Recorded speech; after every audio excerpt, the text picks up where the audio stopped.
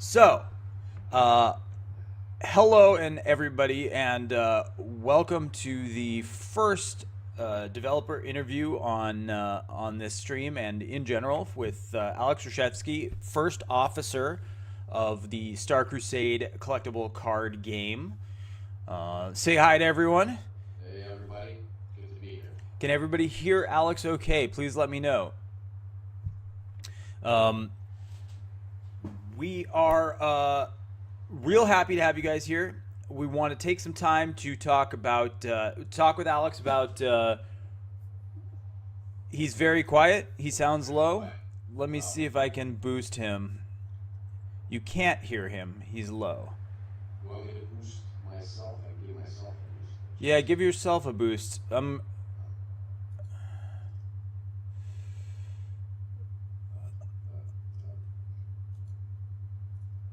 Actually, can I give myself a boost? You guys hear me now? Can you hear me now? I raised your volume on my end.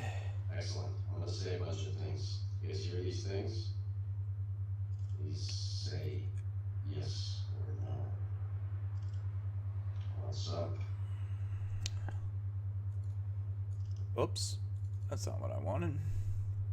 So I gotta remember that Risen Zealot is actually Angry Booger. That's a very important piece of information.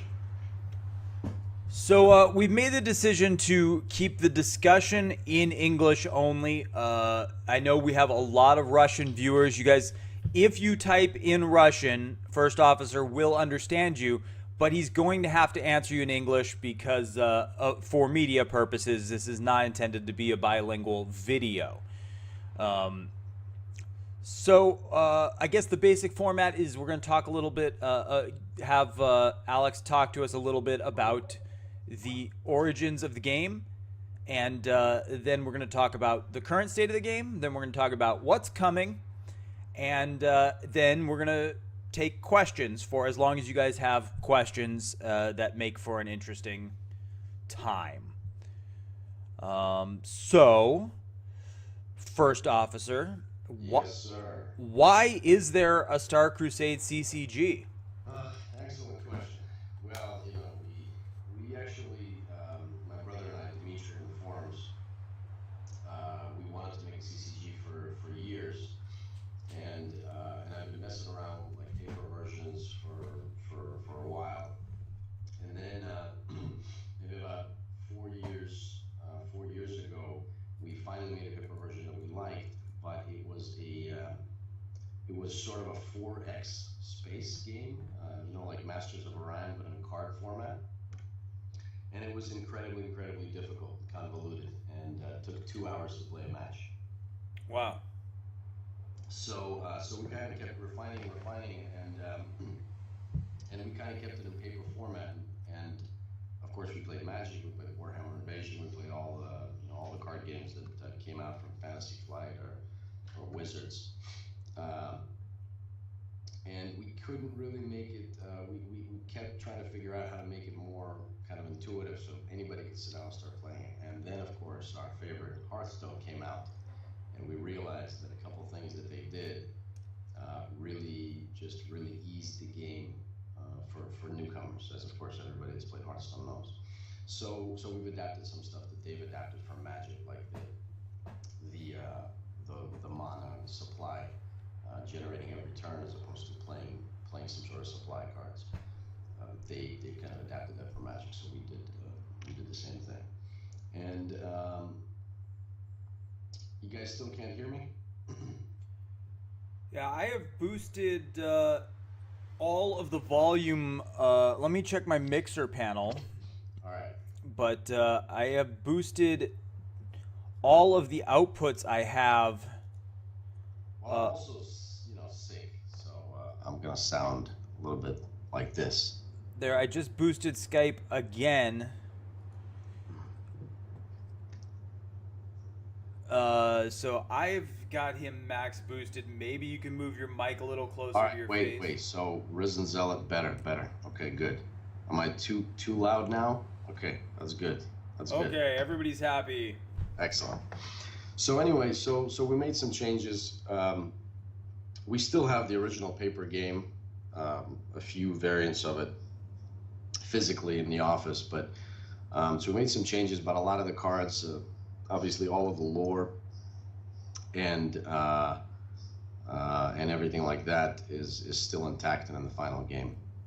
I've also seen a bunch of questions in chat about Russian translation. So guys, there's not really going to be a Russian translation today. We're gonna do a separate, probably separate video. We'll just keep things mostly Russian there, but here we're gonna keep things in English. So so that's how we're gonna do it. Obviously, I'm always available, so we can always chat later if need be. Yeah, you have gone. Anyone who knows First Officer has gone way out of his way to be accessible to the community. Which, if you're seeing this video as your first introduction to what Star Crusade is, I mean, as somebody, as a streamer, it's really unusual to have a game developer reach out and this is not the first game that I've been one of the only streamers of. I have a tendency to pick up obscure games and enjoy them. But Alex has gone way out of his way to be supportive of what I'm doing and to be appreciative of the community that we have around Twitch and around his game. And it's really, I think, speaks volumes to is a lot of credit to him for doing that.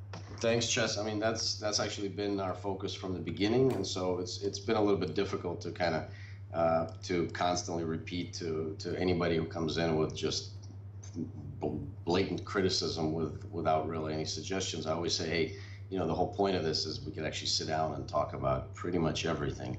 While the game is small, we could do that. When the game gets big, we're not going to be able to have a dialogue like this as easily, obviously. No, but hopefully, we'll be able to continue to facilitate these as sort of town hall meetings. We're always going to be here, obviously, but it's going to be. I'm not going to be able to speak to everybody when our user base is 100 times full. So, a lot of the feedback you're getting on Steam. Yes, you can ask in Russian and have your questions answered in English. Absolutely. A lot of feedback you guys are getting, as in the veil of negative criticism, is, oh, well, you've copied Hearthstone. And what seems clear to me and what you seem to be saying is, yes, of course we copied Hearthstone. Hearthstone had some good ideas. And in terms of how to advance the collectible card game genre into the digital world, some of their mechanics are useful, but I feel you guys have brought a lot else to the table, and I know you have plans to bring other stuff to the table, but it's not an accident that your game has similarities to Hearthstone. It's not like you're doing that to ride their coattails or anything, right? No, it's just the main thing that we like in Hearthstone is accessibility. So some of the stuff that they adapted, we adapted as well. I say adapted because, of course, they didn't make up the CCG genre as a lot of people think that they did. I'm a huge Hearthstone fan. I've played many thousands of games. Never quite made Legend, but anyway, that's a separate discussion. But the point is, the accessibility that they've made in Hearthstone is what we wanna replicate. So some of the design choices they made, we made as well. But we're going to go into entirely different directions with a lot of stuff that has to do with game mechanics and also with game formats and just the way that the game kind of grows in general. So as anyone who's played Star Crusade for more than 20 minutes knows that it's a different game. Yeah, absolutely. So, is there anything, before we talk about where the game's at now, is there anything else you want to share about the inception of the game and how it got to be on Steam Early Access and the process? Oh, yeah. Sure, yeah. Actually, we were going to just do a release, but then realized that, first of all, it takes a long time to do a CCG that's actually workable. And one of the things that I'm real proud of the team is that we've actually had almost 100% uptime since we've released. So you have. And that's, I'm just incredibly proud of the team. Everybody worked super hard, and evenings and weekends and put in crazy work, and the result is that we're up, even we're in early access. People sort of tend to dismiss that. They're like, they just ignore the fact that it's early access, it's beta, and they're like, well, I expect this, this, and this. But really, all I wanted was the game is stable and playable, and I think we've achieved that, pretty decent way. Absolutely. I have as I'm not uh, I don't work for First Officer. I'm somebody who is a Right. gamer, and if the game were not enjoyably playable, I wouldn't be here. Right. My Yeah. main complaint about the game is community size right now. There's just I want there to be more people to play against, and that solves itself.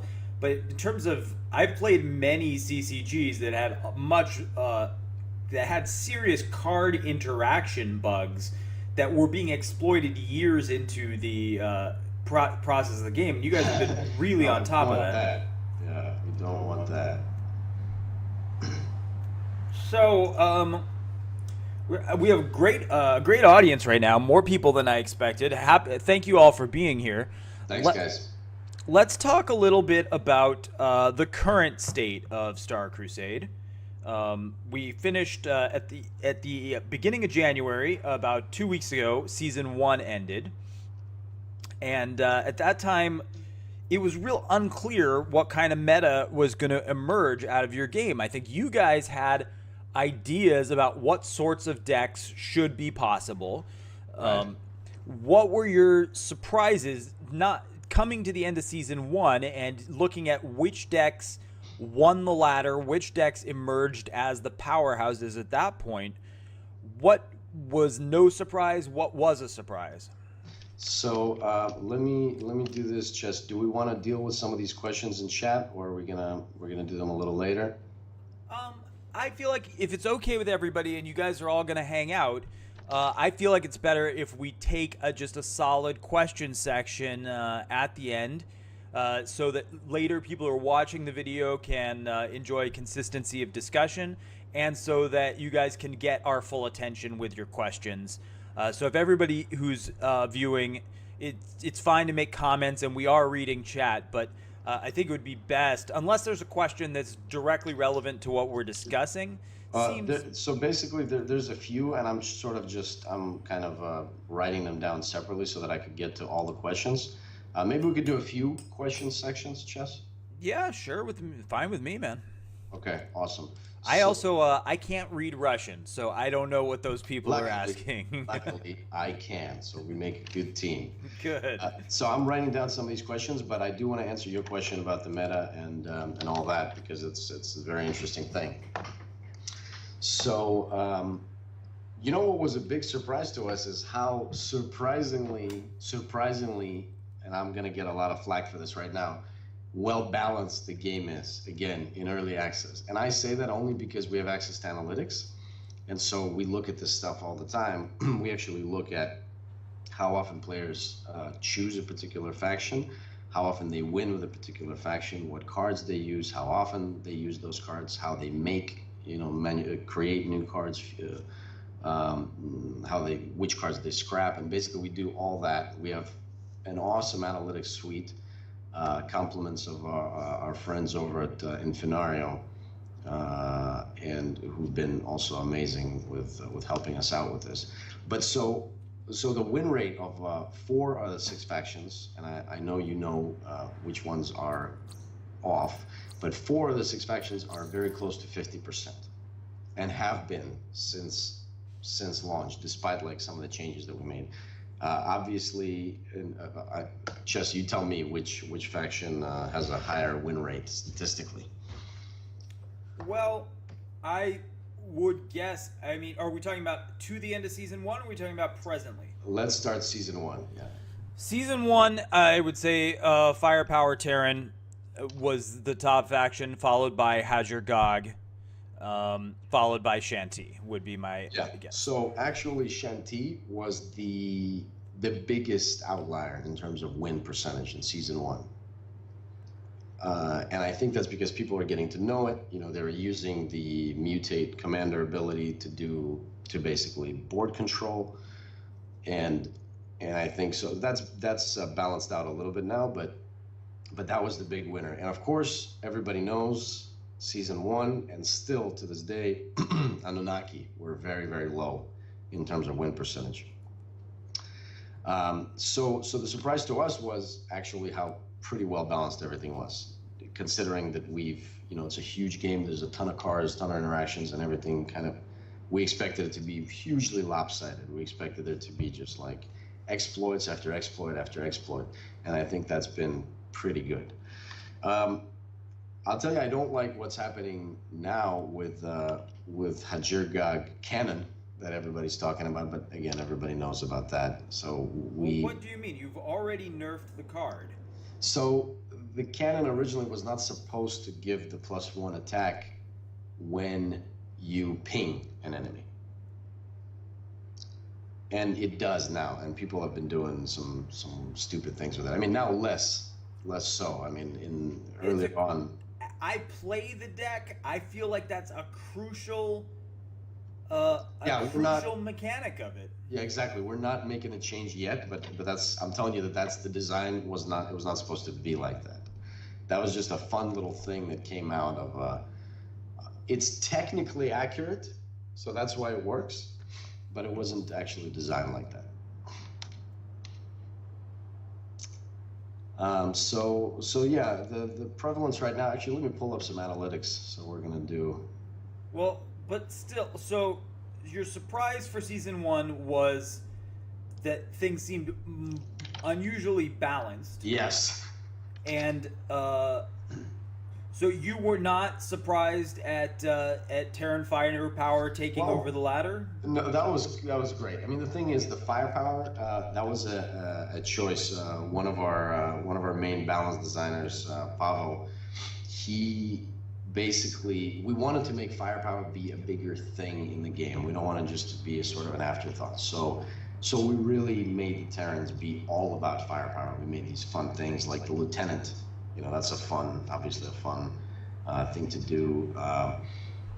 Yeah, well, it's true. We didn't expect it to be quite the runaway hit that it was, and that's why we did all those changes at the end. But I think we wanted it to go that way. We didn't expect it to be quite that runaway train type of situation. Well, I do need to apologize. I don't think I've ever in my life had this effect on a video game. But, I was one of the few streamers early in that season, and I said to myself, and your base Terran deck does not use firepower mechanics. So when people first try Terran in the game, none of this is apparent to them. I sat down and I looked at what was available in Terran after opening some packs. Pulse Barrage is a rare, so not everybody gets Pulse Barrage. And I started looking at this and I thought, okay, who has Burn? Terran has Burn. And I said, okay, I'm going to make this firepower Terran thing work. And I went from 25 to 5 on the ladder in the course of a week. And your Russian viewers were watching me do this, and I think this sort of spread. And by the time I was in the top 5, all of a sudden everyone coming up was playing the deck that I got there with. Now, I don't know that I did that, but it felt like I did that. Well, the thing is, the player base is small enough, Jess, and you play often enough where I'm sure that you had an impact. So, yeah, I don't doubt that. We've certainly been seeing a ton of Firepower Terran after that. Like, it was just like Firepower Terran, Firepower Terran, Firepower Terran. It was just nonstop opponents. So, yeah. For better or worse, Jess, thank you for that. Well, I kind of jacked myself doing it because I had spent so much time perfecting the deck that I didn't have a counter to it. It was actually Zod who developed, and Zod was so sick of losing to my really finely tuned 25 card Firepower Terran. I still believe I have the best tuned 25 card version of that deck. But Dude, chess, I remember I beat you a couple times with my wacky Shanti deck. yeah, but there's variance. There's variance, It's and Shanti is wacky. That's part. I mean, it is wacky. But Zod created the Hazur Gog counter to uh, Firepower Terran, and now that I think this season is actually the dominant deck. This deck that spawned from Zod's variant on countering Firepower Terran. So is that true? Is Hadrogog dominant right now? yes, yes, it is. It is. Here, let me pull up some. I'll share some fun stats with you guys. Let me pull up, and also after we're gonna do questions in just a moment here because I see a few here, and I see it. I'm writing down all the questions from chat, guys, so please keep putting them in there. I just have a separate window that I'm putting them all in. Hang on. I'd just like to say again, thank you to everybody. We have about 50 people in the room right now, which is a terrific turnout. I think it's better than Alex and I were expecting for this morning, and it's just terrific that you're all here. Please stick around and get your questions in and learn anything you want to know, which is a real pleasure. If you've never been here before, please throw the stream a follow. We plan to do more of this in the future, and hopefully I'll be able to bring you some preview art and things like that in the future. And today there's going to be some preview art. Oh, today? I found some stuff, yeah. And also, I want to say to the Russian folks, guys, this is our first developer stream. We're gonna do more of these. This was kind of advertised everywhere, but we want to keep this one in English. Again, reminder. But we will do future ones where we can definitely do Russian since we do speak both languages. So hang on, my analytics is taking a while to load up. But meanwhile, yeah, so Hajirgog's dominant. Anunnaki is improving. A thing that I think is important to mention is a lot of the times people will write to me and to the development team and complain about this being too powerful or that being too powerful when we're actually still pretty early on. And a lot of the collection, Chess, I think, did you already unlock the whole thing, or are you still working your way up? I have absolutely every rare and below. There are. I mean, we can look. This is my collection that's behind us here. So, let's see. What don't I have? Here we are in neutral. I'm missing Falcon Scouts and okay. So epics. Very few epics I'm missing. Quite a few Paragons, but I don't have Falcon Scouts. I can craft them. I have 680 scrap. So most of what I don't have are legendaries. I need the epics. I need are Falcon Scouts and Falcon Scouts, and I can craft them. I see people are playing Falcon Scout now. I like Falcon. I have not crafted Suicide Drone because no one plays Suicide Drone. It's a weird one. Conclave Harvester is a niche card I haven't seen the use for. And, okay, so those are the only neutral epics I don't have. I have all Anunnaki epics, and I have every Consortium card except Material Defender. I have every Terran card. For some reason, I haven't crafted Drop Troopers, which are actually quite popular right now. Hierarchy, I don't play Factorum or Factorium because, again, no one's playing Factorium. And I don't have Weaver's Synthesis. Shanti, I think I have every Shanti card. I do. And Hazur-Gog, I don't have Rend, Warbanner, Vengeful Outcast, or Asteroid Fortress, which, again, aren't that popular in the Hazur-Gog meta.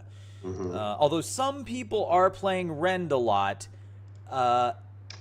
it is, I think, generally considered a little subpar.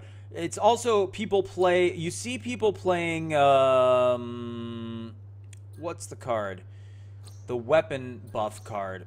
Oh, plus +2, +1 charge, +2 attack. Yeah. Oh, it's not showing because I'm in fusion mode. Uh, yeah, Check box there. It's gonna show a everything. refurbished weapon. Yeah. This, I think, is considered subpar by top players also. You see this in decks, you see people using it, but I think the top players consider this subpar. So I do have I have enough scrap to craft every epic I'm missing, and the rest I'm basically opening packs, which I opened packs yesterday. None to open at the moment, but yeah, mostly I'm just opening packs to try to score paragons or scrap to build paragons now.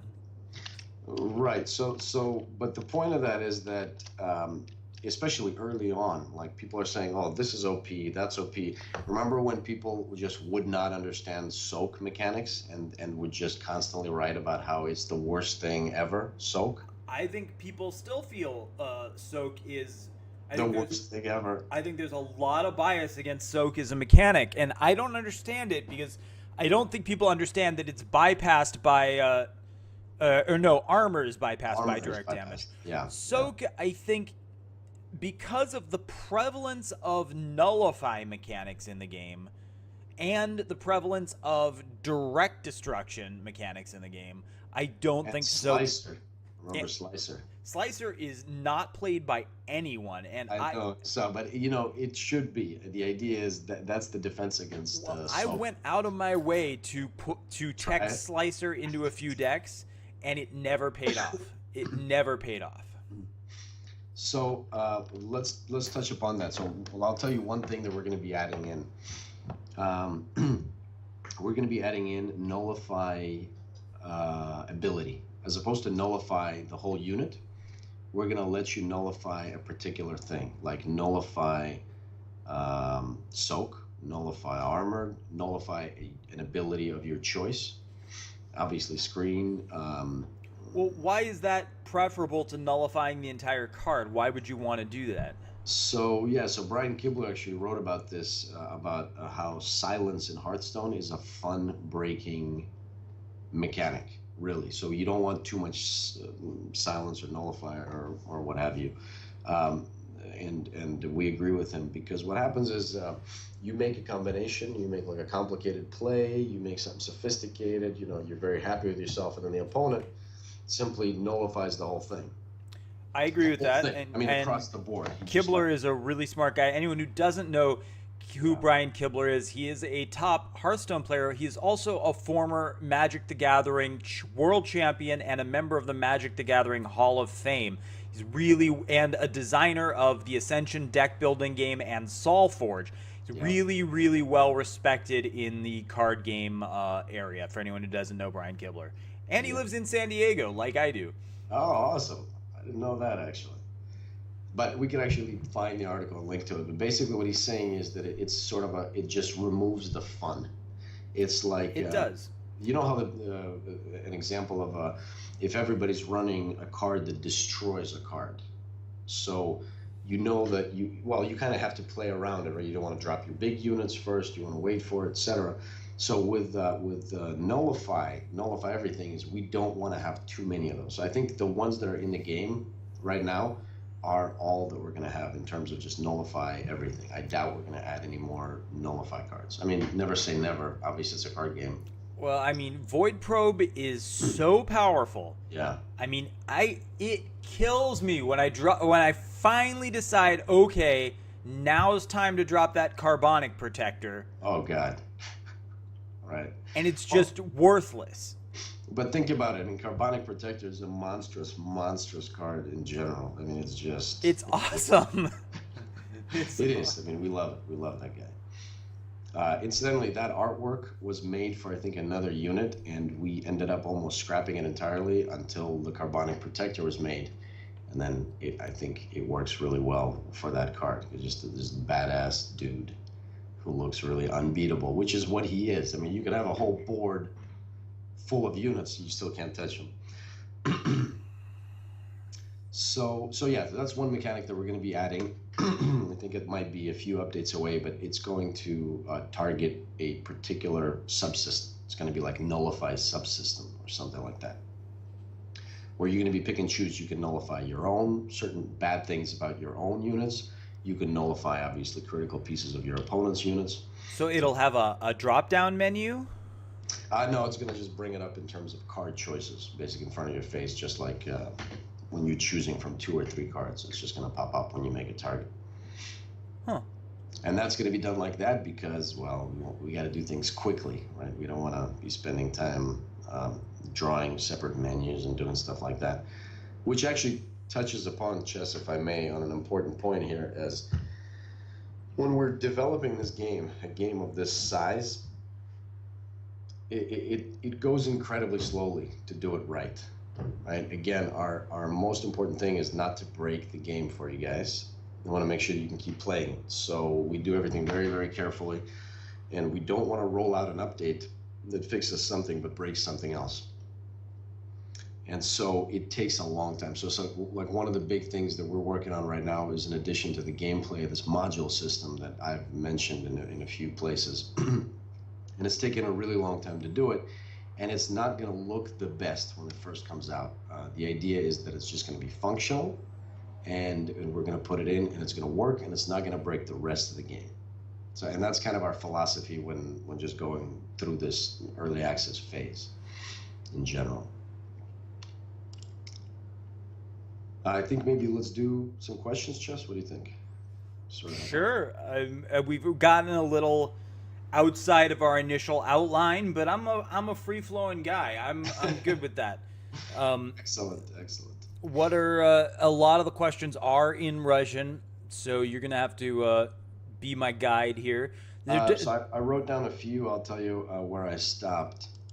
Well, let's just take the ones that came up. So there's a question about Anunnaki, whether we want to give them life.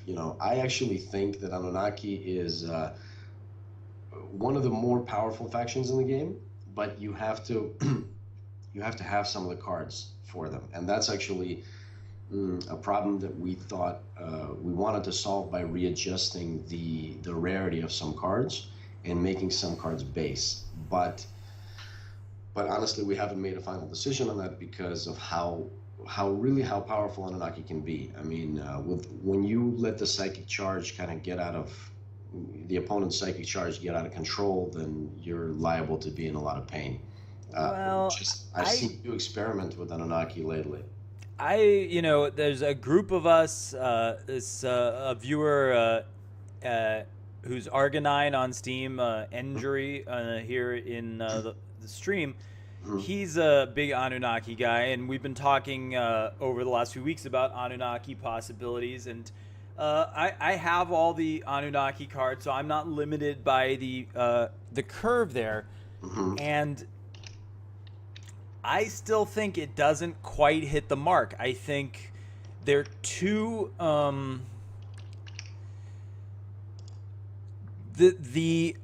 they're dependent on one. Like, okay, if I may reference Hearthstone, today I was playing, or yesterday on my stream, I was playing a Malygos Freeze Mage. Mm-hmm. And the only win con of this deck, the only possible way you're going to win with Malygos Freeze Mage is on the last turn of the game to put out Malygos and throw everything in your opponent's face, and that's your win. Otherwise, you're just waiting. And that's how I feel Anunnaki is. Anunnaki is basically what they want to do is build up psychic charge and then nail the opponent with it. And if they're unable to do that, they are unable to gain any board presence. And I feel like that's a problem, even with their best cards. Because an intelligent opponent who understands the factions in the game is going to say, this is Anunnaki, I can't let them build up psychic charge. And they're going to forego board control for the sole purpose of going face to keep the psychic charge down. Right. And that's one of the things that we're addressing in this patch that's coming up at the end of the month.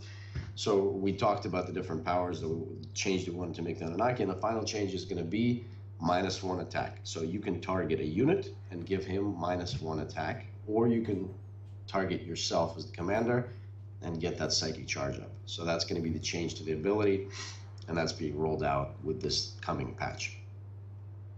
So I think with that, first of all, we're going to see a lot of more interesting stuff. But I think that's going to make them just in general more competitive because, well, they can't really lower psychic charge if their attack is lowered. But doesn't that, in combination with emissary, allow you to neutralize a unit Yes. entirely? Yes, exactly. The focus on Anunnaki was, and there's a lot of, by the way, there's a lot of lore in the background here that we have not talked about, again because we're in early access. But we have, I'm going on a tangent here, just using your free-flowing nature chest. Just stay with me for a second. We actually have an entire single-player story, basically novel, written out in Star Crusade universe, because we're planning to do a standalone single-player game where a lot of these factions are fleshed out. A lot of these commanders come and play, and there's a lot of fun stuff. For that game was going to be called Star Crusade Terran Commandos. Just so you know, that might that's still going to come out, but probably not as an independent. It'll be as a campaign that you can get within the game. So the Anunnaki's lore was that they're basically these beings that are considered gods, and so their gameplay mechanics was that they pacify everybody, they kind of bring peace to the world, and they work on zeal mechanics where they inspire their followers to act on their behalf. So what happens is, since pacify is used a lot in Anunnaki and lowering attack is used a lot in Anunnaki, the idea there is that you build up the enemy board but make it useless, and then you drop zeal, which is very underused, because I think we only have 1 or 2 cards that even gives it. And zeal inspires your troops, your units, that gives them attack based on the number of enemy units on the board. So you basically have these useless units against you, and you buff your units off of that, and then you destroy the enemy. Well, that reminds me of something I've been meaning to ask you. There's the interaction between Phantom and Glimmerfield seems terrible. Yeah. Yep. That's a good one. Because what you would want to do, right, is Phantom, Glimmerfield, Zeal. Yes. And you can't, because you're cloaked. Your screens are cloaked. Right. So, is that something that's going to get addressed? Because, to me, this seems like there should be some really awesome interaction there, but Phantom basically makes Glimmerfield useless. Yeah, but how do you fix that, Chess? I mean, that's not really, because the Phantom is a very powerful card, but you got to use it carefully. So I think that's always been the goal with that card and cards in general. So you do have to be careful. That's just not a good combination you want to play. I've lost a few games because I had the Phantom and then I played the screen and I couldn't protect myself in the end. So I don't really know, to be honest with you, I don't really know how to fix that yet, or whether that needs to be fixed. Fair enough. But I think, we do want to explore Zeal now more with the Anunnaki, now that it's going to be -1 attack. And in general, they have all these cards which allows them to take control or pacify or disable or just basically neutralize the enemy units. And yeah, it is a bit of a waiting game with them. And it is dependent on psychic charge. But in general, their play style, I think we always want it to be a little bit different from the other factions, in that it's a little bit slower, a little bit more purposeful, and has to do specifically with neutralizing enemy threats as opposed to destroying them. sort of just, neutralizing them. And we'll explore that as we. I feel like Anunnaki might need a class-specific screen unit, like something to give them an edge in defending their psychic charge. That's actually interesting. Yeah. Well, the thing is, we're working on our module system, which is almost complete, and I'm going to share a screen with you later, Chess. You could bring it up for the folks at home. Since you bring it up, what is the module system? The module system. So the module system is, well, let me find the screen so we could be looking at it. And this is, mind you, still in development, of course, but let me find it.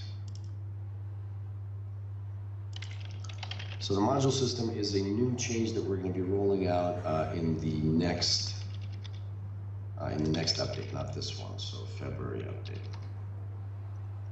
And that allows you to essentially customize your commander with abilities of these modules that you bring into battle, and they're with you right away since the game starts. But it takes something to activate them.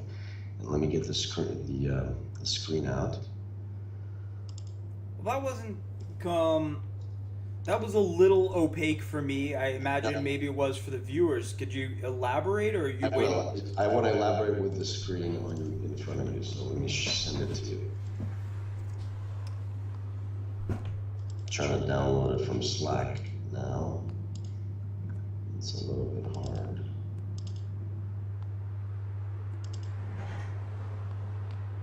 Okay, I'm just gonna have to share a screen of it, basically.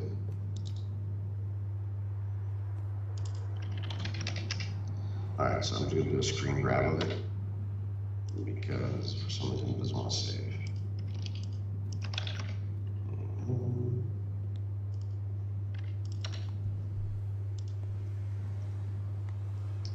And then we're gonna do questions, I promise.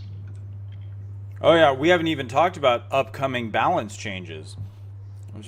Well, because the module system is going to shake things up, so we don't want to be changing too much. Well, a few specific cards, maybe yes, but again, this goes back to my original philosophy of, hey, you guys go through the cards and figure it out. Before we change cards, let's see if there's a natural way of solving some problems, I think in card games, that's the whole point of it. They're basically infinitely modular, so I think a lot. Well, they are and they aren't. I mean, you look at Blizzard's philosophy has been to make as little change as possible in anything they put out. Well, yeah, that's a little extreme. I'll give you that. So here's the link. No, I lost the stream. I mean, and that stems from in Magic the Gathering as a printed game, it was impossible to do. Right. But in a digital game, you can make a sweeping change to a card and have it be done. So, everybody following that link. So, you want to bring it up on the screen, maybe, Chess? Yeah, let's. Things getting a little weird over here. Let's. Let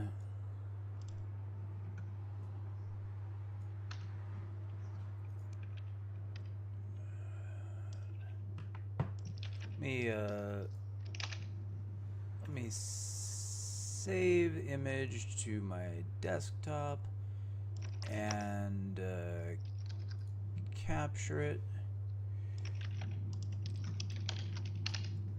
into. Definitely have to do questions because there's a lot of them. Yeah, well, we're not going anywhere. Yeah, guys, I'm not in a rush, so thanks for sticking around. We're going to get to all of your questions. Let's get this. What we're talking about is this.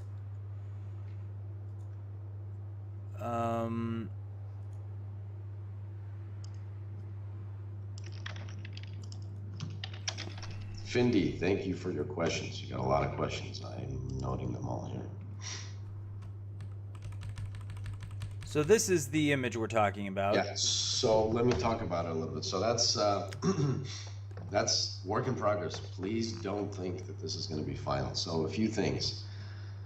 So the commander, to the left of the commander there, you see the weapon, even though that's not the art for the weapon, but that is actually a weapon. So that's how the weapon is going to look now. Weapons stay as is. They haven't been changed, so you'll be able to equip weapons, and we're going to add new weapons in the future. And another interesting thing about weapons that we're thinking of doing, probably a few updates from now, is having the firepower impact the attack of a weapon. Oh my goodness. So that means +2 firepower, +2 to attack of the weapon. I know you're thinking of the Hajir Gag weapon right now, but we're gonna add more weapons and balance them out. But again, we're committed to making sure that firepower plays in the game. We want it to have a use, not just one, but we want it to be used often and with purpose. So that's just a little side note. But back to the modules. So the square and the circle to the right of the commander, those are the possible modules that you have. Before, when you make a deck, now besides making a deck of 25 to 40 cards, you're going to make a selection of modules. You can bring anywhere from 1 to 3 modules to each deck. And the modules are going to be class specific and neutral modules. And they're going to be the same. They're going to be cards that you unlock. They're going to have rarity. It's going to be the same principle. There's going to be a few modules that are going to be unlocked immediately upon release, and a few that you can unlock by leveling up your commander. And then a few that you can just unlock through booster packs. And so the way the modules are going to work is essentially think of a commander ability, but expanded and customizable. So you're going to be able to, like in this example right there, the first module takes 4 supply to activate. The second module we'll talk about in a second. The third module takes 3 supply to activate. The second module here, as you see, it has a circle and the number 70 on it. So that is a secondary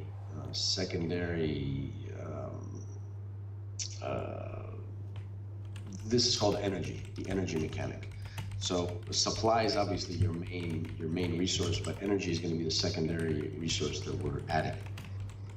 And the biggest issue here is to make it simple to new players and to basically to veterans alike. The way energy works is you build up energy by doing certain things in game and also passively. And the energy, so just you can't really see it because we're not quite finished with that. But on top of the commander, like look at the top commander, the enemy commander, for instance. You see there's like a scale. The blue bar at Yeah. 79. So that's an example of energy. So like the enemy commander is building up their energy. And the way that energy works is mainly from modules. So you can activate some modules by spending energy, or you activate some modules by reaching a certain number of energy. And how do you accumulate energy? Accumulate energy by destroying units, by deploying units and playing cards, and by using cards that interact with energy. So you'll have a card that gives you energy for something. You'll have a card that passively builds energy. You'll have a unit card that steals the enemy's energy, gives it to you. Or like Hadger Gog, sacrifice a creature and gain energy. Exactly. And each commander, each faction, 6 factions, they're going to have their own ways of generating energy. And each faction is going to have their own modules. So there's going to be a lot of class faction-specific interaction going on.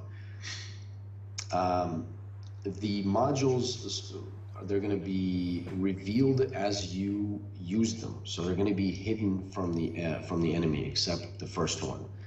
They're going to be hidden from the enemy, and there's going to be a card that allows you to look at an enemy's module, disable an enemy's module, destroy an enemy module, etc. So this is really the first expansion to the game in a lot of ways. Effectively, yeah. It's just being done still in open beta. Oh yeah, there's going to be a lot of cards that come into play with this. I think there's going to be maybe 60 or 70 new cards that are going to be using this module. And some of the old cards are going to be updated with an energized mechanic, which means that you will be able to choose whether you energize that card. Let's say you have an activated ability of dealing damage. Well, it's going to say deal 1 damage, like the sniper, deal 1 damage, energize, deal 2 damage. So if you spend a little bit of energy, you can now deal more damage. So a lot of the old cards are going to get, I don't know about a lot, but there's going to be some old cards that are going to get this energize effect on it as well. So as you're developing this, how are you approaching balancing this? Well, that's the toughest part. So that is the toughest part. We don't want to mess with the core game at all because, as I told you, it's surprisingly well balanced, despite the obvious flaws that exist. I'm not oblivious to that. But we basically want to add on top of it. So we don't want to mess with that one. But it's tough. Just like you can't. It's a very intricate thing. The only way to balance it is by putting it out there, doing the best job we can, and then let you guys play it, and then tell me how terrible we did everything, for instance. Right, but you don't have a test server, or I mean, so you are somewhat dependent on people acquiring these abilities to use them. So how do you go about ensuring that there's a sufficient, and this is not a leading question, although I acknowledge it may sound like one, but how are you going to get these cards into players' hands so they're being used? So we've thought about it. We thought about adding it as a separate game mode, but instead, because right now our player base is still pretty low, and because we're not really advertising and we're staying under the radar, we're just going to give it to you guys by slowly introducing modules. So like the base modules, there's going to be a few, and then as you unlock them, progress through the faction commanders, and as you open cards, you'll be able to kind of get more and more modules introduced. So we'll do it gradually like that, and we're going to put it into the main game. The reason why I think we can do that is because the basic commander abilities right now, like the, make a guardsman or deal 1 damage, that is going to be converted into a module. So your decks, they're going to stay the same, but you will be able to add modules to them. So for instance, all of your decks right now, they're going to be the same, except they're going to have a module instead of the ability, and the ability to add 2 more modules into each deck. And so the modules do not count towards card count in the decks? No, they're their own thing. Completely their own thing. There's going to be a little bit of redesign of the interface where you can basically put modules to each deck, but the cards, it doesn't impact. They might interact with a card count somehow because of the way that they are, but they don't count toward the card count. It's a little bit difficult to conceptualize, but I'll give you a few examples towards the end of the stream of the modules that we're thinking of, so you can kind of start to get an idea of where we're going with it. But essentially what we want is just more ability to customize your play style. We don't want to kind of put you in this box. Well, Hajergog deals 1 damage, that's it. Anunnaki build the psychic charge, that's it. There's going to be a lot of stuff. You're going to be able to play around with these modules and make a commander for each deck that's completely different. So there's not really going to be mirror matches as much anymore, because for there to be a mirror match, you'd have to be playing the same deck and the same combination of modules, which is very, very unlikely. And it's also going to allow more flexibility. It's going to be harder to say, well, this deck is objectively better than that deck, because these modules, they're with you since the beginning of the game. You don't have to fish them out of your deck. You have them. They do require certain condition. Most of them do require certain conditions to be met. So you can't just, put 3 powerful modules and use them and win the game. They have a lot of, so you're going to have to still play around, and the deck building part of the game is still preserved and enhanced, in my opinion. Yeah, well, it's certainly very interesting. I've seen other games that have sort of different commander mechanics, and this sounds like I mean, depending on how many modules we're talking per class, it's you really could end up with it. In the way the game stands now, you can say to yourself, okay, this is Hadgergog. They have one of two types of decks. I should play against them this way. Okay, this Right. is Terran. They have one of two kinds of decks. I should play against them this way. And it sounds like these are like almost like meta ciphers. Like these are hidden aspects of how your opponent is going to play Right. that are not available to you to know about until they are played. And it gives you the ability to hold one of these modules in reserve and not reveal what that module is until a critical moment in the game when it is advantageous to you, to make it very difficult to play around something like that. Right. But there's going to be cards that reveal enemy modules or disable them. So there's going to be interaction like that. But those cards will take up deck space, right? Yes, those are just regular units, but they now have mechanics that interact with modules or with energy. So what you have is that the modules themselves don't take up deck space, but the Right. cards that generate energy and the cards Yeah. that counter modules do take up deck Yeah, space. they're just regular cards. Let's say unit cards like the cyborg that's on the board right now. It would just have a text that says disable enemy module. So, well, this seems like a bigger balance change than you're initially hinting at, in a Yeah. way, because the modules themselves aren't affecting deck construction, but the existence of the modules is affecting deck Exactly. construction. Exactly, because there's going to be stuff that interacts. The requirements for modules might be like that you have X supply, X energy, and you have a unit of this type on the board, for instance. So there's going to be interactions like that. So yeah, so when you're putting together modules, beginner players, it's very easy. You just put in that base module that you had, the ability, then you put in another like maybe passive buff, like that gives you an extra card draw like halfway through the game or something like that. Just passive, and and then they move on. But more advanced players can make combinations. Well, we have a ton of stuff going on in chat, a lot of which I can't follow. We've been going about an hour. What I like to propose is that we take a 5-minute break so that I can refresh my beverage, use the restroom. You might like to do the same. And Yeah. then we'll come back, address the questions that have been coming through chat, talk about the upcoming patch, and see what comes out of that. Does that work for you? That works for me, and I'm almost finished compiling the list of questions. It's a huge list, and like I promised, we will get through them all. So yeah, let's take that 5-minute break, and I'm gonna during the break finish compiling the questions here. All right, you guys. 5 minutes, and we will continue the broadcast. Thanks for being here with us, and I'm gonna let me put up a little. Okay, guys, we'll be back.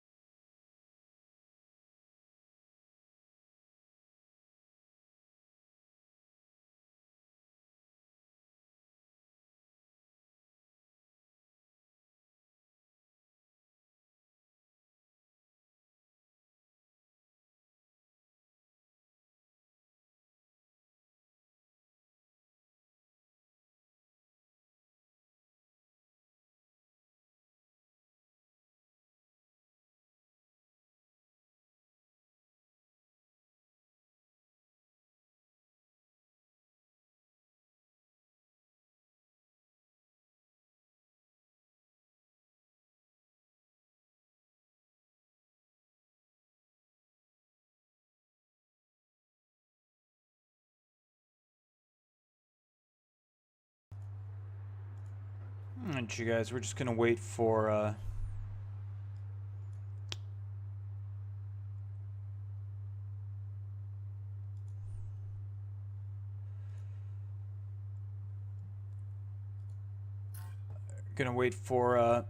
first officer to return. Thank you guys for being here. The turnout today is fantastic. I'm sorry I don't speak Russian, but I think we're in great shape. This is going really well so far. And please don't challenge me to matches right now. I can't accept. But soon. But I think this is a great success so far. I am really pleased with the turnout. I think First Officer is too. Yep. And I think we're getting some great content here. You know, something that occurred to me while I was peeing is that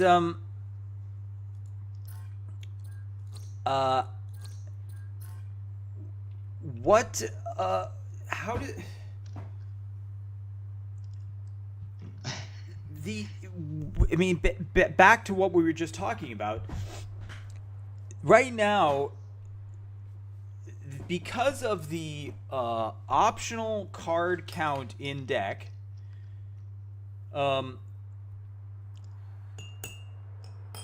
think most players at the top levels want to play 25 card decks, not because it's the most efficient, but to deny the benefit to their opponent. Now, by adding all of these new card effects that do not affect the way the game has been, you're adding new cards that affect new systems that have not been part of the existing meta. How does... I mean, doesn't this fundamentally alter the way the game is played? Because you can no longer play a 25 card deck for board control if you want to manipulate these module systems. Well, you can, and hopefully you can do it even better now, right? Because you just take the module that you want that enhances your strategy of having fewer cards, of having the cards that you need when you need them. I mean, that's the whole point of 25 cards. I got to give you some of these modules so that we can start putting together, you know, you start seeing how it all comes together. All right, well, let's go ahead and take a minute and catch up on this last 45 minutes of Russian questions. All right, let's do it. So I'm gonna stop. Let's see if I'm live. No, I'm not. I can't get caught up with this chat. It's too much. So the last 5 minutes. So that's it. So I'm Crisp Mini. That's going to be the final question for now. Right here, where I wrote here. That's going to be where the questions end. I'm going to deal with these questions right now. So let's go through them. So the Anunnaki question we dealt with. Enveli plans to release new commanders in the next 2 to 3 months. Yes. The short answer is yes. We do want to add 2 extra factions, but we also want to add commanders within certain factions. And I think someone else had a question about that. Is one thing we're thinking of is adding a commander within, let's say, Terran faction that brings its own commander-specific modules to the mix. But that's still a bit away. But that is something that we're thinking about. So not just adding new factions, but actually adding new commanders within a certain faction. Next, a question about localization. Poland, France, Spain, other languages. So it was very difficult to localize. So English and Russian, it's not easy to localize a game of this size, but we do want to do it. We do want to localize all of those countries. So yeah, we know that the game is popular in a few countries that are non-English, non-Russian speaking, and we do have plans to localize there, but that's still probably at least 3 months away, I think, realistically. Next question. Get more comfortable here, and I'm still sick, so again, excuse my voice. So there's a question here about cards painted black. I don't really, maybe I don't understand the question. What does that mean that the cards are painted black? That was Rambo Forever. He asked the question in English and in Russian. Oh, for the guys that are wondering whether I speak Russian, да, я говорю по-русски. Очень даже неплохо. Но это мы будем делать в другой раз. I just told them that I do speak Russian, since they're wondering whether I may be an imposter. And so Rambo Forever had a question about why the cards were. I still think you're an imposter, by the way. So I can't please everybody, Chess. It's, you think I'm an imposter, they think I'm an imposter. I'm an outsider to everybody. Спасибо, Андрей, большое спасибо. So Rambo Forever, if you're still here, your question, I don't understand. If somebody else understands it, please mention it. But otherwise, we're gonna move on. I will take опасный почек. I don't know. I'm gonna take this question because it has to do with card backs. So we did promise card backs to the winners of first season, and I know that it's late. The card backs are coming with this patch, but it's going to be towards the end of January. So just accept my apologies. We do want the card backs. We just couldn't fit them in earlier. So they are coming at the very end of the month. And опасный почек. And we will add new card backs. We'll start adding them. So once the functionality gets rolled in. So sorry about the delay on that. Next, there's a question of how soon and how quickly we can change the improper wording of certain cards. So if there's some mistakes, grammatical or gameplay-wise, it's unclear or confusing. It's not as fast as we'd like, so it's not as easy as just going into a file and changing the wording, because it's tied into the localization and because we have to test it to make sure it's right. So please keep writing the bug reports. We get all of them, and we've gotten, by the way, thanks very much for all the feedback. We've gotten, like 100 emails a day, basically, through the feedback form.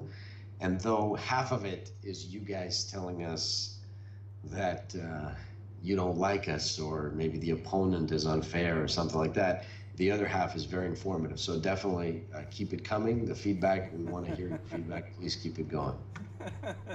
My opponent is unfair. I can't tell you how many emails I got where it's like, you guys suck.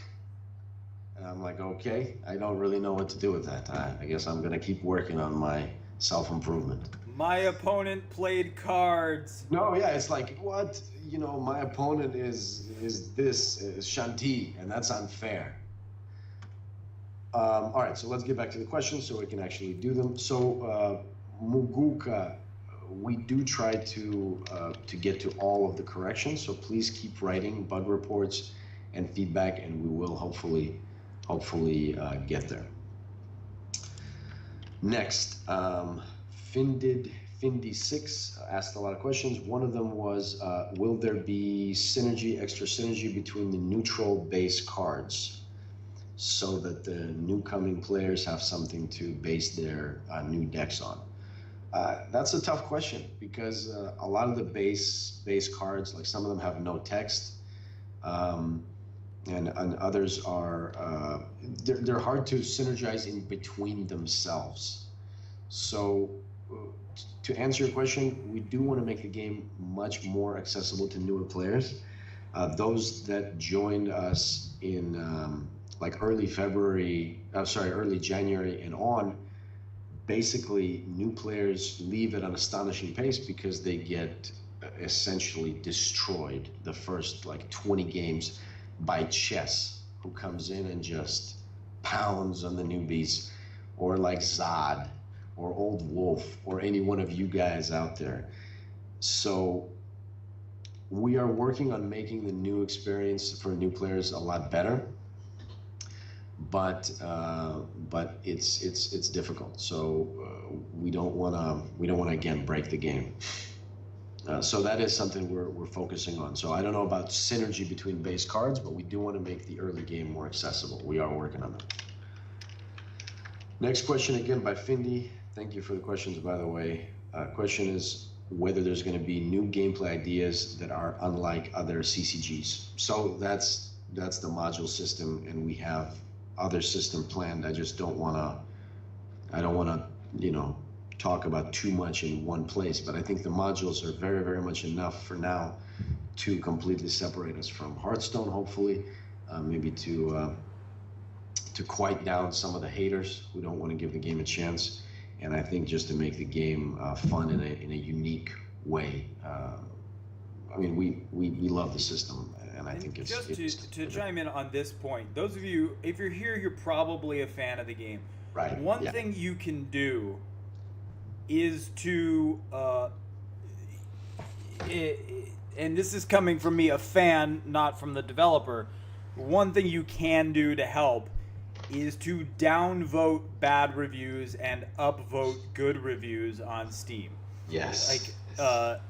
Because the reviews that people see when they look at a game affects whether they'll try it at all. So if you're on the homepage, just by downvoting a few bad reviews and upvoting a few good reviews, you yourself can have an impact on whether people try the game. And that's coming from your fellow player. Thank you, Chess. That's an awesome point. I'm glad you brought that up. I'm going to also ask you to do the same thing, and I'll tell you that while we're under the radar, so we don't really advertise. Nobody really knows about us. We do want to grow the community. We don't want to grow it out of control. I mean, probably wouldn't mind, but the problem is if we grow it, if we advertise everywhere right now and the game is not quite fully balanced, not quite fully ready, it might not be a good thing. But we do want to grow organically, and so these reviews on Steam, where you got these guys they play the game for 15 minutes and they write us a 3-paragraph of how much they hate our game, that actually impacts us tremendously. Where there's going to be people that are just going to ignore the game, never try it, and they would have enjoyed it if they did try it. So yeah, what Chess said, if you could please, upvote the good ones, downvote the bad ones, and write some good stuff about us. It definitely helps in a very real way, bring new players in. Okay, so back to questions. So Findy, so yes, we do have a lot of gameplay ideas that are unique. I mean, it's difficult nowadays it's really difficult to make something that's completely brand new, but because, we've all been gamers for many years. I've been playing games for like 25 years. And so I'm influenced by everything that I have ever played over those 25 years. But yeah, we do want to we have a lot of ideas right now that are being worked on, exactly, behind the scenes basically, that we're going to share with you as we continue development. Oh yeah, thanks for the review, Risen Zealot. There you are. That's a good one. We appreciate that a lot. And also, okay, so let's continue the questions so we can actually get through them. So this one is about prizes in the form of additional cards. Gladiator with a couple extra A's.